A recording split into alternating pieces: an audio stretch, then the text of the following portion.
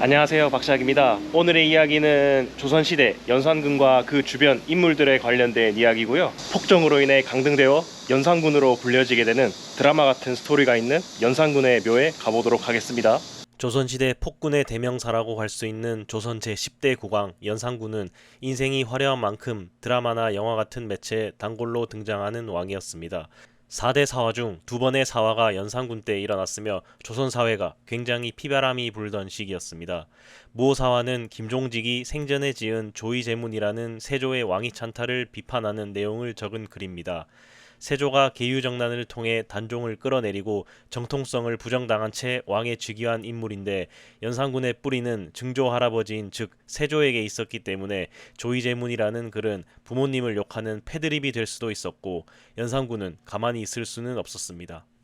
여기서 김종직이란 인물은 살인파의 거두라고 할 수 있었고 성종이 살인파를 전적으로 등용하고 지원하면서부터 영향력이 굉장히 커지게 되고 다음 왕이었던 연산군은 이런 정치 상황에 굉장히 불만이 많았습니다.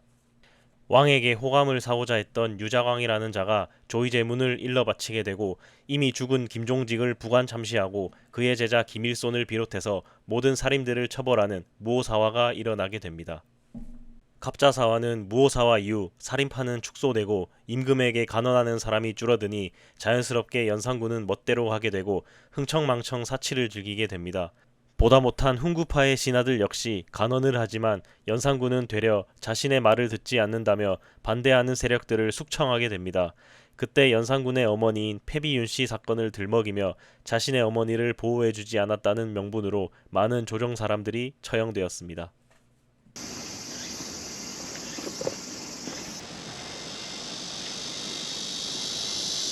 서울에서도 조금 끝에 있는 그런 장소입니다. 서울 도봉구 끝쪽에 위치해 있습니다. 안내소 옆에 계단이 있는데 여기를 올라가시면 연산군 묘가 보입니다. 이곳에는 묘가 총 5기가 있는데 연산군 부부의 묘와 그의 딸과 사위의 묘를 볼 수 있습니다. 나머지 한 기는 태종의 후궁이었던 의정공주의 묘가 있습니다. 5기의 묘가 있는 곳 중 제일 위에 올라오시면 왼쪽에 있는 묘가 연산군의 묘이고 오른쪽에 있는 묘가 당시 연산군의 부인인 패비 신씨의 묘입니다. 다른 조선왕들에 비해 규모가 굉장히 아담합니다. 패비 신씨는 거창군 부인이라 불리는데 온화한 성품으로 윗사람에게 공손하고 아랫사람에겐 존경을 받는 현모양처로 평가받았습니다. 신기했던 건 연산군이 폭정을 일삼을 당시 직언을 했는데도 불구하고 화를 내지 않았다고 합니다. 분노조절 장애 같은 연산군이 부인 앞에선 분노조절 잘해가 된 듯합니다. 부인은 되게 아끼고 사랑했던 것 같습니다. 조선 최초로 신하들에게 피위당한 왕으로서 능이라고 불리지 않고 묘라고 불리고 있고 그래서 종묘에 신이도 모셔져 있지 않습니다. 흔히 연산군의 여자라고 생각하면 TV나 드라마, 영화 같은 데서 많이 나온 장녹수가 생각이 나는데 역시 나쁜 인물들이 더 주목을 받는 것 같습니다. 장녹수는 연산군의 후궁으로 엄청난 동안으로 30대에 16세의 소녀로 보였다고 합니다. 연산군의 비위를 잘 맞추며 총애를 받았다고 합니다. 연산군과 문란한 생활로 조선을 어지럽게 만드는 인물입니다. 워낙 나쁜 기생으로 유명하지만 아름다웠다라고 해서 매체에서는 미녀 배우가 연기하는 것을 볼 수 있습니다. 저도 그 시절로 간다면 사랑에 빠지지 않았을까요? 맨 앞에 있는 묘 같은 경우에는 오른쪽의 묘가 연산군의 딸인 휘신경주의 묘이고 왼쪽에 있는 묘는 그의 남편인 구문경의 묘인데 연산군의 사위라고 할 수 있죠. 이 두 분이 결혼한 지 4년 만에 중종반정이 일어났다고 하는데 참으로 안타까운 인생인 것 같습니다. 휘신공주는 연산군과 패비 신씨의 장녀입니다. 11살 때 구문경과 결혼을 했다고 합니다. 요즘은 30 넘어서도 결혼을 안 하긴 하는데 11살 때 결혼은 좀... 아이러니하게도 구문경의 아버지인 구수영이 중종 반정에 가담해서 공을 세웠는데 사위 구문경의 입장에서는 굉장히 난감하지 않았을까 싶습니다.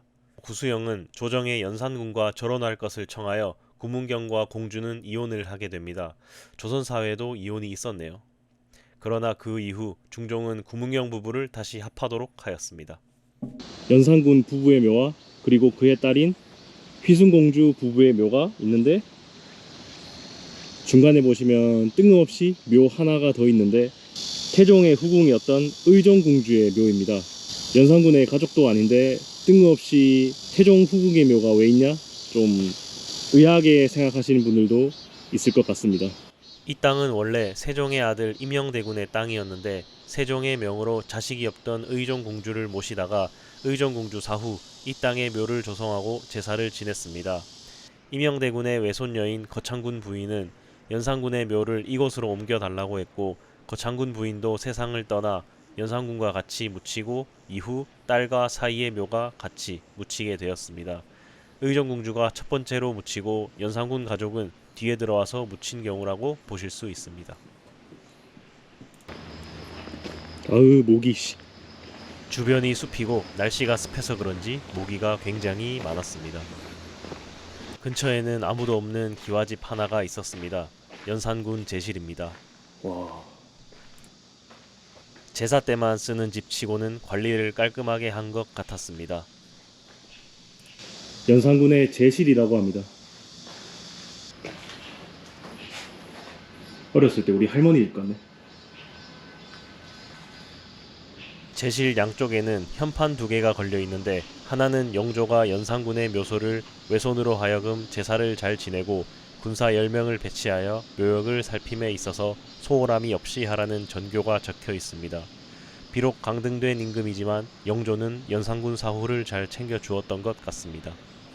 다른 현판은 고종식이 양주 군수였던 홍태윤이 연산군 묘가 허물어진 것을 보고 안타까워하며 고종에게 건의하여 묘역을 정비하고 지키게 하였다는 홍태윤의 공을 치하하는 내용이 적힌 글이 있습니다.